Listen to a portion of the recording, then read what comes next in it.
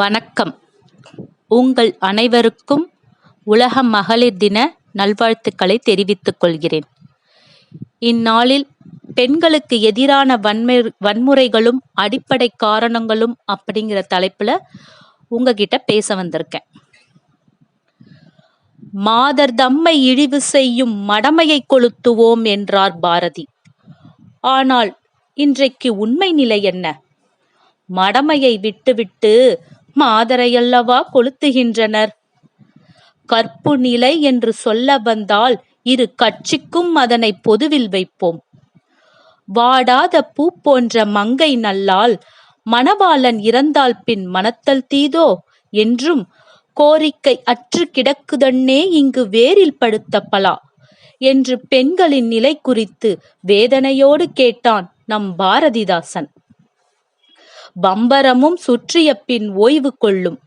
ஆனால் படுகிழமாய் போன பின்னும் பம்பரமாய் சுற்றி வந்த தந்தை பெரியாரோ பெண் படித்தவளாக இருக்க வேண்டும், பெண்ணுக்கு சம உரிமை வேண்டும், பெண்ணுக்கு சொத்தில் சம பங்கு வேண்டும், பெண் ஆணுக்கு அடிமை இல்லை, பெண் வெறும் குழந்தை பெறும் இயந்திரம் மட்டும் அல்ல என பெண் இனத்தின் பெருமைக்காக அன்றே குரல் கொடுத்தார். அது எப்படி? வரதட்சணை கொடுமையால் அன்றைக்கு மருமகள் பற்ற வைக்கும் ஸ்டவ்கள் மட்டுமே வெடித்துக் கொண்டிருந்தது. பூக்களும் கண்ணீர் விடுகின்றன. ஏன் தெரியுமா? வண்டுகள் கூட வரதட்சணை கேட்பதால். இது ஓர் ஆண் ஆதிக்கம் நிறைந்த சமுதாயம்.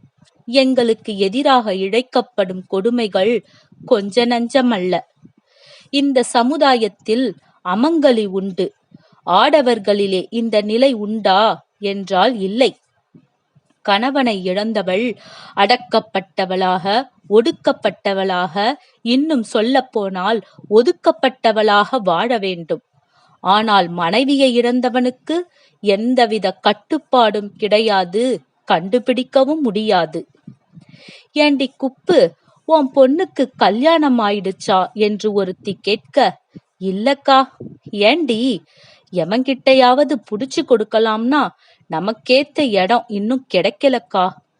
புடிச்சு கொடுப்பதற்கும் தானமாய் கொடுப்பதற்கும் நாங்கள் என்ன ஆடா மாடா?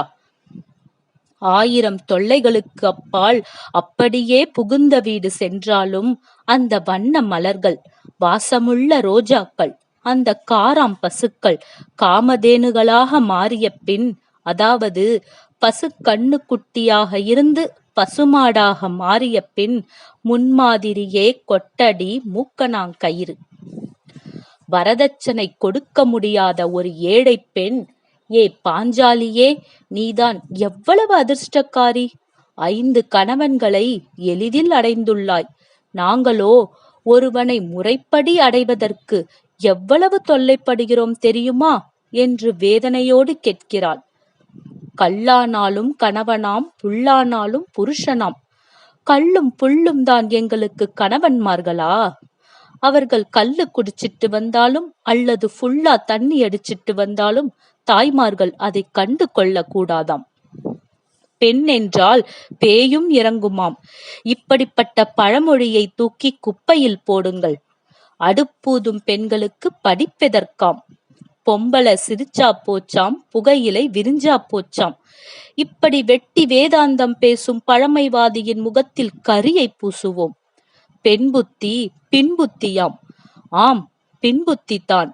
அதில் மாற்றம் ஒன்றுமில்லை. அதாவது மிக கூர்மையான புத்தி. கணவனே கண் கண்ட தெய்வமாம். மங்கை சூதகமானால் கங்கையில் மூழ்கலாம். கங்கையே சூதகமானால் நாங்கள் என்ன செய்வது என்பதைப் போலத்தான் உள்ளது இந்த பழமொழியும்.